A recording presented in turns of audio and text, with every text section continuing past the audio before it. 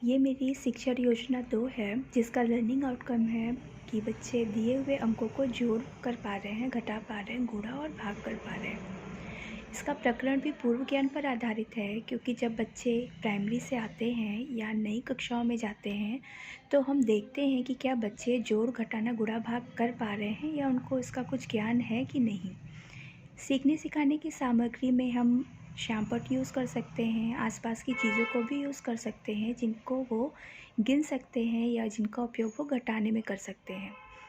सीखने सिखाने की प्रक्रिया एवं गतिविधियाँ, इसमें फर्स्ट पॉइंट है कि शिक्षण की शुरुआत में बच्चे उंगलियों के माध्यम से जोड़ना जान रहे हैं। जब बच्चे प्राइमरी लेवल में होते हैं तो वो उंगलियों में या लकीरें खींचकर जोड़ना या घटाना जानते हैं। दूसरा है कि शिक्षिका बच्चों से कुछ प्रश्न पूछेगी कि जैसे रहीम ने 12 रुपए की एक पेन खरीदी तथा 15 रुपए की एक कॉपी खरीदी, उसने दुकानदार को कुल कितने रुपए दिए। या फिर एक पेन का मूल्य 5 रुपए है तो इसी प्रकार 6 पेन का मूल्य कितना होगा। इससे वो ये भी जान सकती हैं कि क्या बच्चे जोड़ घटाने गुणे भाग का उपयोग अपने दैनिक जीवन में कर पा रहे हैं कि नहीं कर पा रहे हैं। शिक्षण के दौरान में हम उनको चिन्हों को पहचानाएंगे कि जोड़ का चिन्ह ये है, घटाने का ये है, गुणा का ये है और भाग का ये है।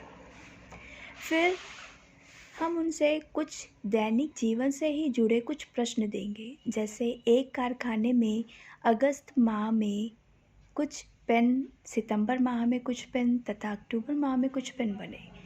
इन तीनों महीनों में कुल कितने पेन बने।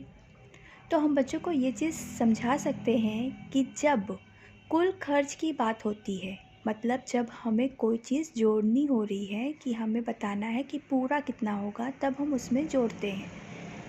फिर जैसे सेकंड पॉइंट है, इसमें हम बता सकते हैं बच्चों को कि ऐसे हमें जोड़ना है। सेकंड, रमेश ने 15 रुपए की कॉपी, 53 रुपए की किताब और 20 रुपए की बोतल खरीदी, उसने कुल कितना खर्च किया।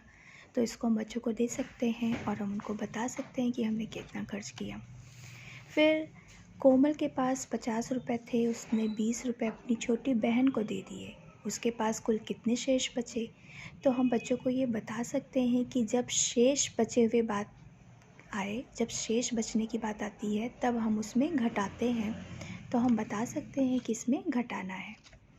ऐसे ही रामू की मासिक आय 5,000 रुपये है, उसने महीने के अंत में 3,250 रुपये खर्च कर दिए, उसके पास शेष कितने बचे।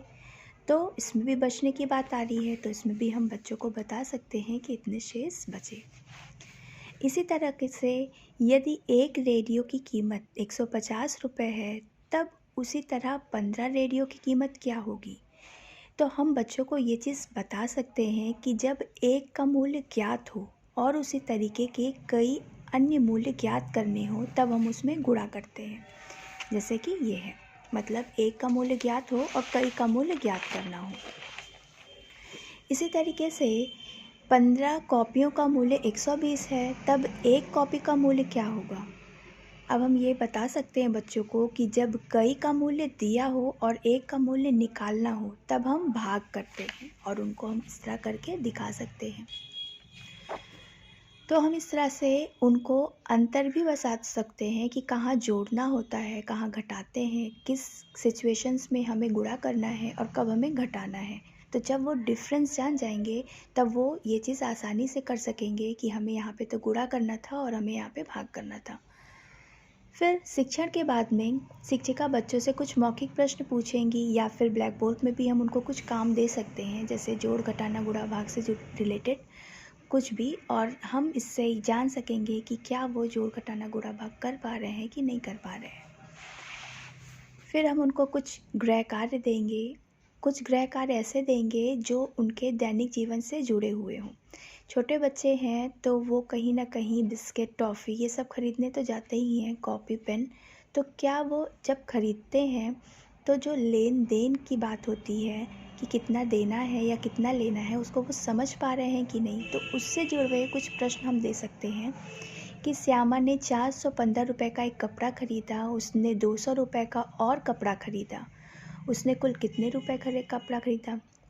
1 मीटर रस्सी का मूल्य 45 रुपये है, तब 12 मीटर रस्सी का मूल्य क्या होगा। 12 पेन का मूल्य 60 है, तब एक पेन का मूल्य कितना होगा? एक आदमी ने 125 सेब खरीदे, उसमें से 18 सेब खराब निकल गए, तो कुल कितने सेब शेष बचे?